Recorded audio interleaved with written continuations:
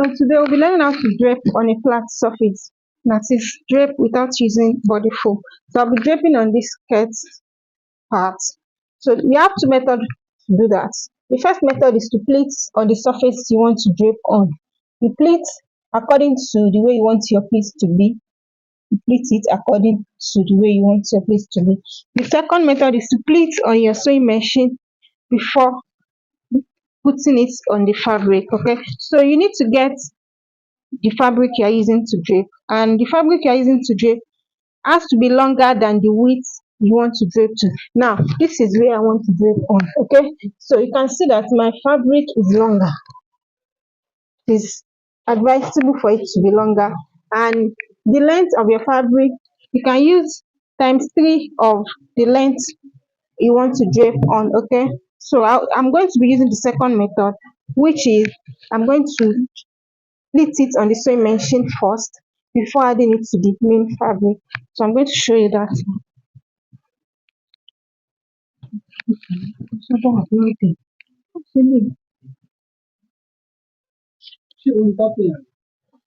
for you to pleat it, you first of all fold the part you're already and you fold it in order to hide it.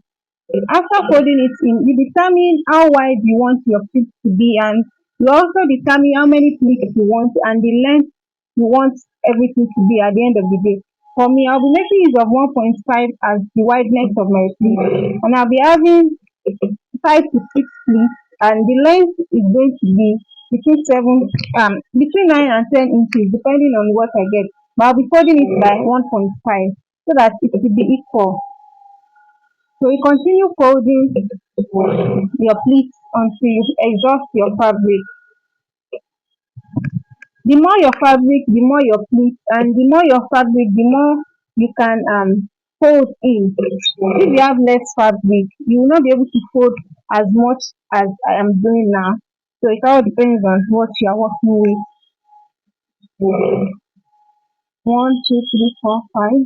Let me measure what I have left. I have 7 inches already. So I'll fold to the last one.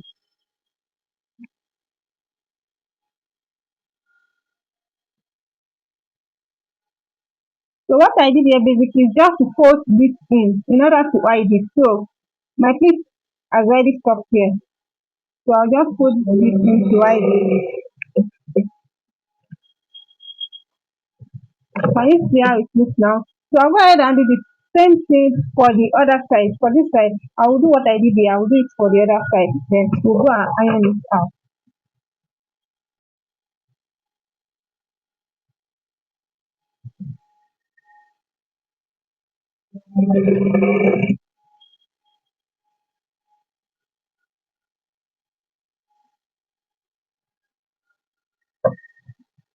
When you are folding the other side also, make sure you measure it so that your feet are going to align by the time you finish ironing it. Because if you do not measure it, the pleat may not align by the time you want to iron it.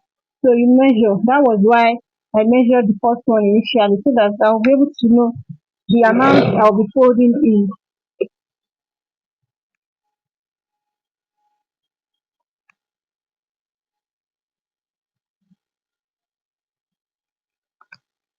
One,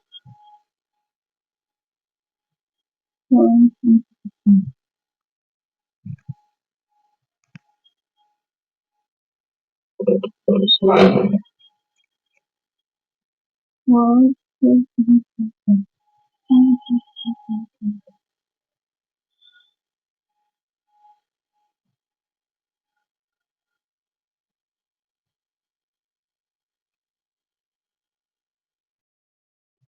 The next thing to do now is to iron out the pleat that you made.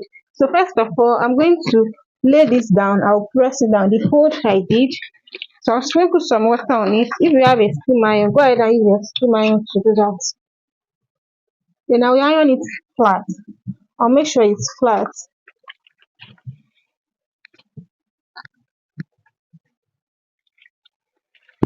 If you are working with a lightweight fabric, you can place your ironing mesh on it or place a clean fabric on it in order to avoid burn.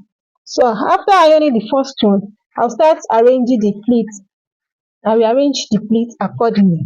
Then I will iron them out. I will iron everything out.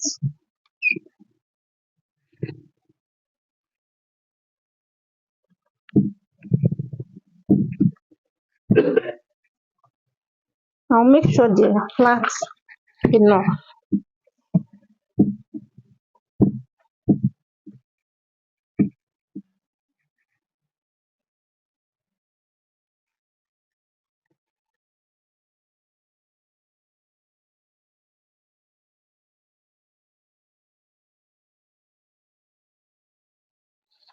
So I'm done with my ironing now. Can you see our plate is almost ready? Now this is where the gist is now. You have to hold down all these pleats so that by the time you place it on the fabric and the owner wears the dress, it will not start falling off. Can you see? If you did not hold it down, they will start falling off like this. So I will need to hold it down, and I do not want to use my machine to hold it down. I do not want to tack it. So I'll be making use of the hemming gum. So I'll be placing the hemming gum under each of the pleats. Can you see? This is my hemming gum. So I'll place it under each of the pleats in order to hold it down. This is going to be invisible, so nobody is going to know what is happening underneath there. So after placing it under each of it, you sprinkle water on it, then you melt the hemming gum. This is going to hold the pleats down together. So by the time the person wears it, the pleats will not start falling off.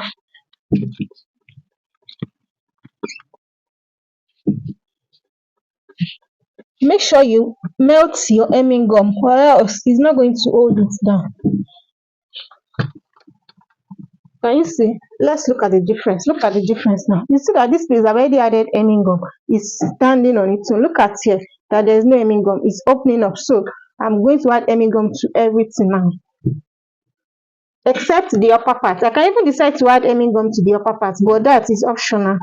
That one is optional.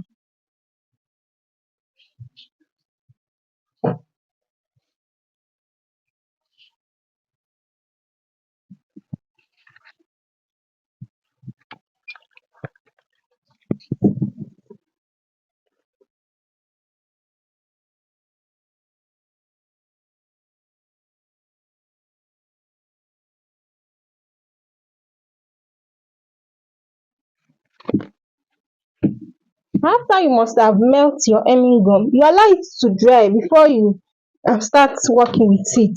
You allow it to dry for some minutes, because if you did not allow it to dry, the plate is going to lose its position. Now look at this. I just finished ironing it. The hemming gum has melted already. Look at it. It has melted, but it is yet to dry. So it's going to shift, but you have to allow it to dry before you start um joining it to your fabric, so that it's going to stay on the fabric. Now, can you see how beautiful our dress is looking? You can decide to add it to any part of your dress. As you can see in this video, I added it to the side and it's standing. Even without line, without boning, it is standing.